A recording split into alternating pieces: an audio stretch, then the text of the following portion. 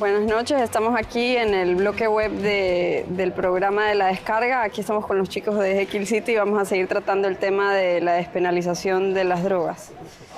Tú decías, Gabriela, que hay motivos incluso por los cuales los conservadores deberían despenalizar o deberían apoyar estas iniciativas. Lazo, por ejemplo, podría ser.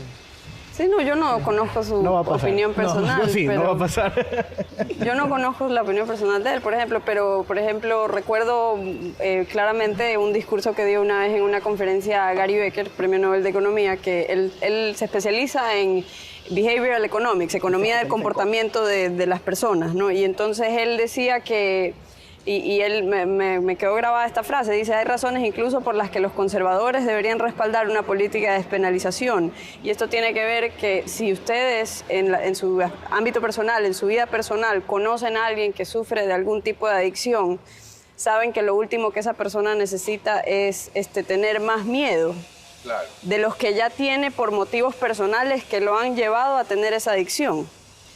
Entonces, lo que se necesita es un enfoque que le permita a esas personas fácilmente recibir un tratamiento. Entonces, primero está reconocer la realidad de que las drogas no van a desaparecer. Yo diría que esperamos. No importa, o sea... Yo creo que cada vez hay más drogas en el mercado. Los gringos se inventan más drogas nuevas todo el tiempo. No, y en Latinoamérica con la política de combate con las drogas lo que ha pasado es que hemos demostrado que nuestros mercados se adaptan muy fácilmente a los cambios de represión. Si reprimen a Perú, como lo hicieron al principio de los 90, se desarrolla producción de coca en Colombia. Si reprimen, como lo hicieron a principios de los 2000, la producción de coca en Colombia, entonces se mudan a México y a Perú, donde está incrementándose la producción de coca, según los últimos reportes de la DEA y de la Oficina para las Drogas de la OEA y de la ONU también. Entonces, ¿pero por qué siempre hablamos de la cantidad de droga que hay acá y nunca hablamos de la cantidad de droga que hay donde se consume en grandes cantidades? Es la misma, se produce aquí, pero se la manda allá. Pero lo que estábamos hablando... No, es una cuestión de discurso, creo yo. Claro, pero al final del día la problemática era de que no bastaba con legalizar o despenalizar aquí, porque el precio iba a seguir siendo más alto en Estados Unidos y el mercado negro iba a prevalecer, ¿verdad? Eso es lo que tú me decías. Claro, sí. Por ejemplo, el ex canciller de México, Jorge Castañeda, le hacía la relación entre el precio de vender en Tijuana 1 kilo de cocaína versus venderlo al otro lado de la frontera, en California, en San Diego, por ejemplo, ¿no? Y él decía que la relación era como de 1 a 15, o sea, costaba como 15 a 20 veces más del otro lado de la frontera. Entonces él decía, los traficantes son hombres de negocios, que no son tontos. Entonces, digamos, como no son tontos, ellos no se van a contentar con venderlo en el mercado local, sino que siempre van a haber márgenes altos, mientras siga siendo ilegal al otro lado de la frontera, para que haya este mercado negro. Y hoy en día hay mucho optimismo, ¿no? Con esto de la virtual legalización de la marihuana en Estados Unidos, y la última encuesta del Pew Center dice que 52% de los estadounidenses respaldan que se legalice la marihuana.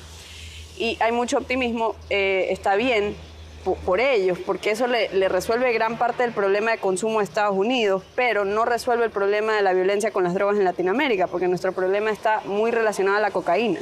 Claro, es que la marihuana de todas maneras es como que entre las sustancias, o sea, los productos de consumo legal, la más tolerable, ¿no? Y en Estados Unidos hay como una política de todos tenemos glaucoma, pero el tema que realmente enfrentamos son las plantaciones de coca. A todo el mundo le duele la rodilla.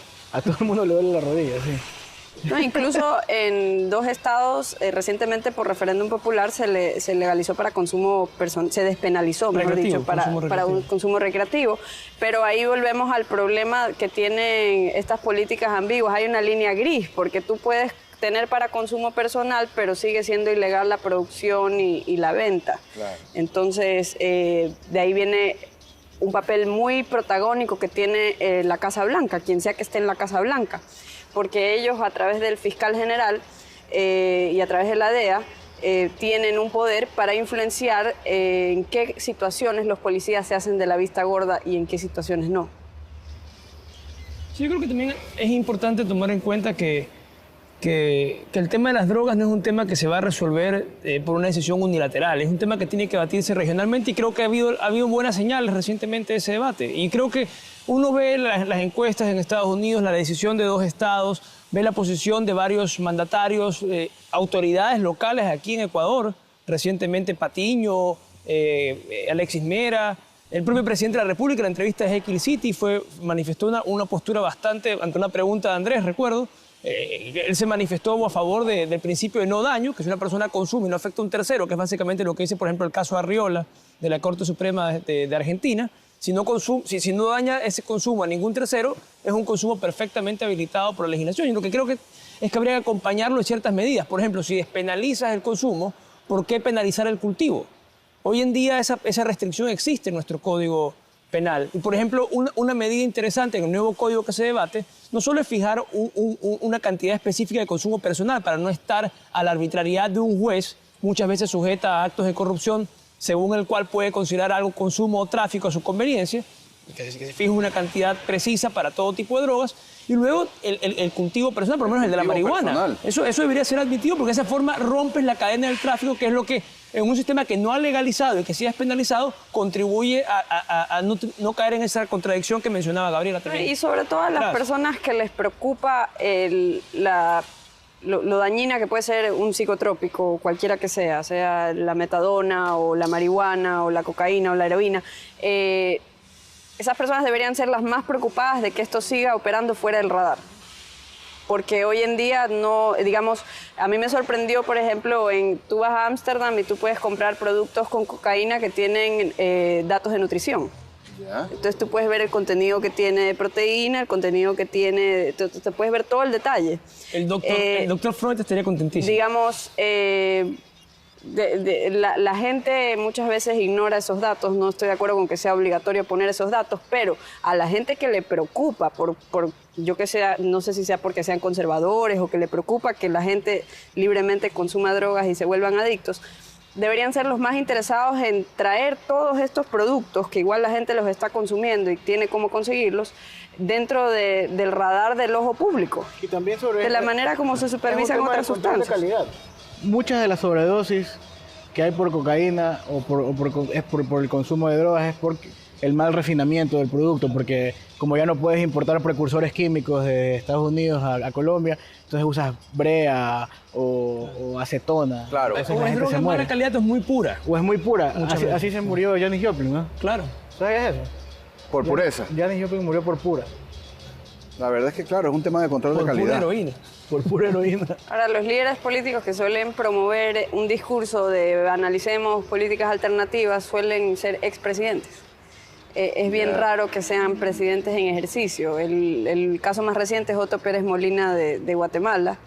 En el caso de nuestro presidente no ha ido tan lejos como Otto Pérez Molina, porque Otto Pérez Molina dijo tenemos que considerar legalizar las drogas. Pero Correa comentó sobre lo que dijo Otto Pérez y dijo que le pareció una idea razonable. O sea, no está lejos de esa idea Correa, en realidad. Sería bueno que despenalicen el consumo o legalicen el consumo de alcohol los domingos y también apostar, ¿no? Para que sea coherente el discurso. Y podrías apostar una botella de whisky y un paquete, por ejemplo. Ahora, la pregunta que yo quiero plantear aquí es, por ejemplo, ¿qué tan dañina realmente es la droga? O sea, de verdad, o sea, ¿qué tan dañina es? O sea, ¿cuánto sabemos de qué perjuicio te causa personalmente? Si le preguntas a Steve Jobs, con quien abrimos este programa. Bueno, Steve Jobs dijo que cuando él se pegó los ácidos, vio que un trigal tocaba Bach, ¿no? Claro. Entonces eso ya te debe decir que no puede ser tan malo, ¿no? Yo creo que... Y de ahí llegó el iPod. Hace un rato Gabriela también hablaba de que es paradójico y extraño de que exista una actitud en Latinoamérica menos a favor de la legalización que en Estados Unidos. Cuando nosotros somos los productores y tenemos menores niveles de consumo.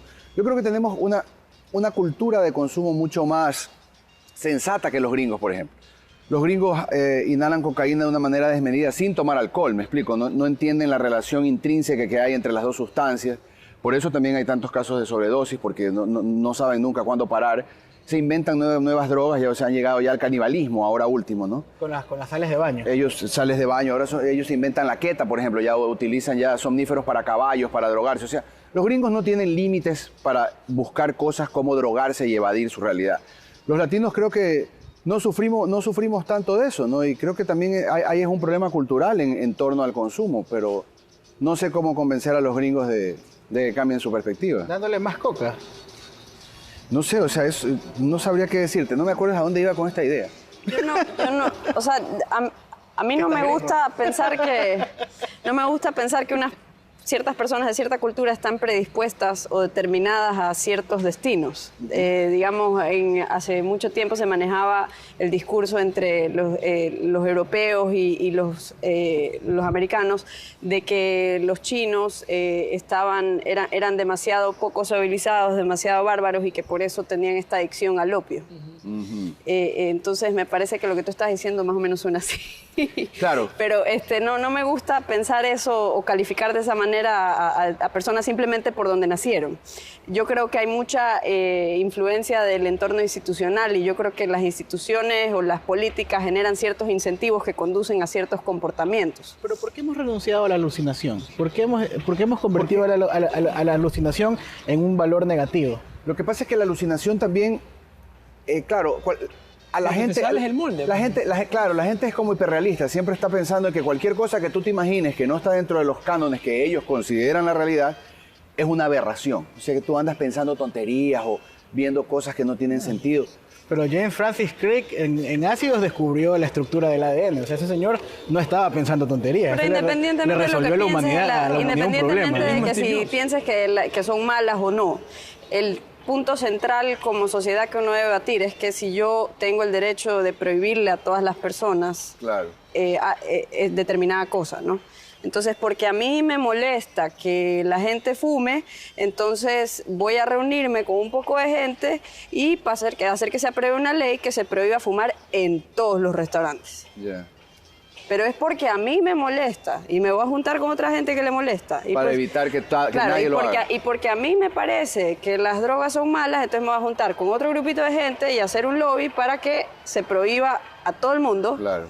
Entonces ahí viene la cuestión, ¿hasta dónde podemos permitir que la acción colectiva le prohíba al individuo tomar decisiones? Claro, Te pongo un pero ejemplo, en el caso de los cigarrillos, en Washington habían, en el área de Washington, que son 10 millas por 10 millas, que yo viví, cuando yo viví ahí, se hizo un estudio y habían 60 bares que eran libres de humo, Ya. sin que exista una prohibición.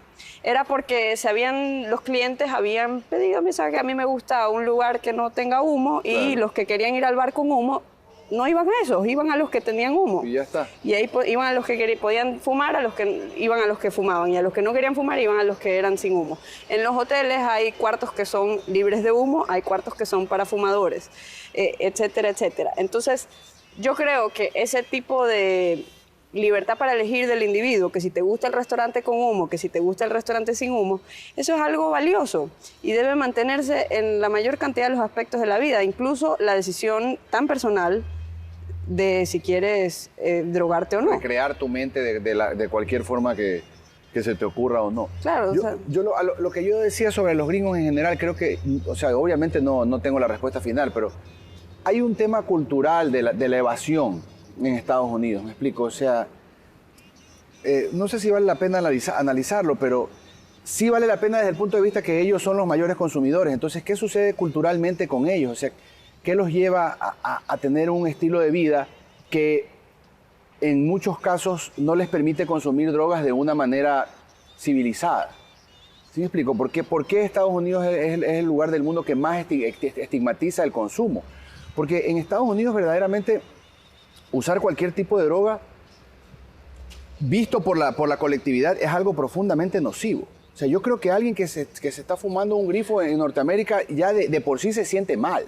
no, pero yo ¿Sí me creo explico? que estás Bueno, generalizando, aquí también, ¿no? porque en Estados Unidos, en realidad, a mí lo que me llamó la atención, yo vivía allá 8 años y medio, estudié secundaria y después la universidad allá, y lo que me llamó la atención es lo abierto que es el ciudadano promedio, el estudiante promedio en su consumo.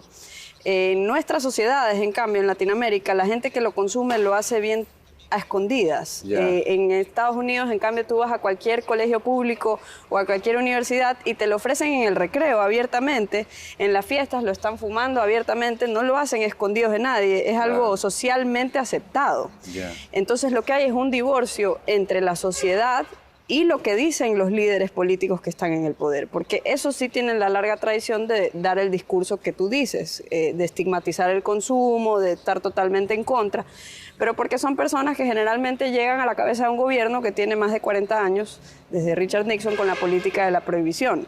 Es todo un aparato de gobierno contra el que tú te tendrías que lanzar y dedicar tu administración de 4 u 8 años, si es que logras tener 2 periodos, para lanzarte contra eso. Me explico, no debe ser fácil.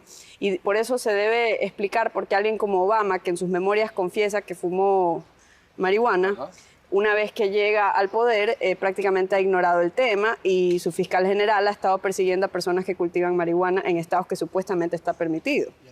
Sí, a Obama no hay como creerle mucho ya. Que todos conocen un fumón y pone la imagen de Obama y dice, todos lo conocen a este. ¿No? Pero está en toda la cultura popular, o sea, claro, la cultura... en Estados Unidos ningún cantante famoso de rap, lo que sea, tiene vergüenza de decirlo, sin pelos en la lengua, es algo que se habla muy abiertamente. Claro. Por eso te digo que 52% de los estadounidenses están de acuerdo con que se legalice al menos la marihuana. Es algo, y es una paradoja, porque aparentemente la sociedad lo ha aceptado, pero el gobierno no se ha puesto al día con lo que la sociedad ha llegado a tolerar. De pronto cada vez más hay un divorcio entre el Estado norteamericano como y la decíamos, gente. Hay otros intereses envueltos, el hecho de la construcción de cárceles, los guardias de prisión, la propia DEA como aparato administrativo, todos ellos requieren que exista la prohibición, viven del delito, viven del hecho de que exista una tipificación específica para la cual se asocian estas empresas y estos poderes públicos. Y luego todo ese billete artificialmente creado que circula, que es la segunda economía más poderosa del mundo, la de las drogas, se reinyecta en países como en Colombia, en Estados Unidos, en México, a través del lavado de activos. Pregunta. En el caso, por ejemplo, de la marihuana, si se legalizase absolutamente, si se legalizase su cultivo, ¿no se podría hacer un experimento dentro del cual no sea sancionado por el Estado? Es decir, que el Estado simple y llanamente a ese producto en particular y a esa actividad en particular no le preste la más mínima atención, o sea, que sea una desregularización absoluta. En el sentido de que yo te puedo vender a ti sin impuestos o yo puedo tener 4 hectáreas de hierba sin que el Estado me pregunte para qué las tenga y que nadie tenga nada que ver con eso y que sea algo popular que no llegue a venderse, ponte tú, algo que no llegue a venderse en las tiendas. Como el perejil, así. Que no se, el perejil se vende en las tiendas, que no se vende en las tiendas, que solamente pueda ser algo que sea hecho entre la gente. ¿Sí me explico? Que no esté afuera. Drogas comunitarias. Sí, o sea, algo así, es como un programa, como un programa Drogas para Todos. Así.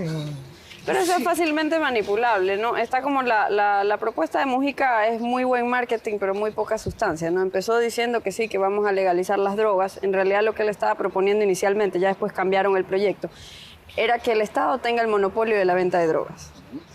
Eso también está mal, porque usualmente cuando se le da el monopolio de algo al Estado, de eso es de lo que va a haber escasez. Usualmente ese suele ser el caso. Entonces tampoco está bien quitarle el derecho a la gente que quisiera acceder a ese producto, quitarle el derecho a que lo puedan obtener de manera a un precio competitivo, con buenos estándares de calidad y todo eso, cosa que no suele suceder si es que ponemos al Estado a producir pero lo que yo te digo, marihuana, por ejemplo. Pero por eso yo te decía que mi ejemplo y mi experimento es absolutamente lo opuesto a eso, ¿verdad? No, porque ¿por qué lo prohibirías que lo vendan en tiendas? No, porque yo digo para que no sea sancionado por el Estado, para que ni siquiera haya un impuesto de 1 centavo sobre la cajetilla de marihuana, para que sea algo que bueno, ¿sí me explico? O sea, pero ¿por qué solo la marihuana? Digo, yo también le reduciría los impuestos al valor agregado a muchas otras cosas, digamos. No, sí, solamente hablaba de crear casi que una economía paralela con la marihuana, ¿sí me explico? Donde nadie tiene nada que ver con la marihuana salvo tú y yo, ¿sí me explico? Ya, eso es todo. O sea, nosotros hablamos y nos ponemos de acuerdo y le vendemos a unos amigos que tenemos por acá. De la producción. Sí me explico. Y no tiene nada que ver con nadie. Pero es que eventualmente es natural que si hay un mercado, que si hay una demanda, que haya un tendero que quiera tenerlo en su tienda. Y si no lo va a poder hacer legalmente porque tu idea es que solo no esté en las tiendas. ¿Me explico? Sí, sí. Entonces, se van a fundar los opiarios del barrio, por ejemplo. Claro, la idea es seguir el camino de sustancias que ya han sido legalizadas, ¿no? O sea, y Estados Unidos tiene un camino a seguir perfecto, que es lo que hicieron con el alcohol, ¿no? Tuvieron la prohibición del alcohol y la regularizaron, y sigue siendo en algunos estados tremendamente regulado. Pero ellos han ido poco a poco liberalizándose, digamos, no es lo que era en la época de la prohibición. Tengo que advertirles algo. Claro, ¿qué? O cerramos el bloque o la producción va a empezar a prender aquí ya directamente la grifa. Así que queremos agradecerte, Gabriela, por acompañarnos hoy día. Gracias, Javier. Gracias, Andrés, por estar esta noche descargando. Muchas gracias por la invitación. Ha sido un placer estar aquí contigo. Muchas gracias. Nos vemos el próximo domingo. Mañana 6 de la mañana, hecklcity.com. Gracias. Ahí tiene que musicalizar con Legalize It de una, ¿sí? Peter Tosh. Peter Tosh, de una. So you got to legalize it. And don't criticize it.